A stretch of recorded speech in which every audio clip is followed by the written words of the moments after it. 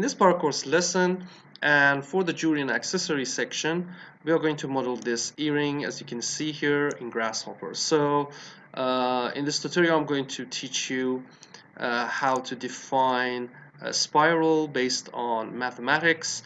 And as you can see, we can just change these numbers to produce different results. We can change the distance here with the minimum and the maximum.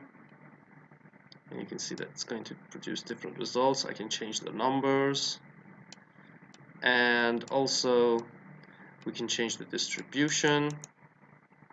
As you can see here, we can change this form, or we can just simply make this happen. Okay, so after explaining this in Grasshopper, I'm also going to teach you how to make this with thickness based on a thickness. So as you can see here, we can also have this as a thickness and produce this with a laser cut. So basically this tutorial will help you to understand how Grasshopper works in producing these patterns and how you can model it in Grasshopper.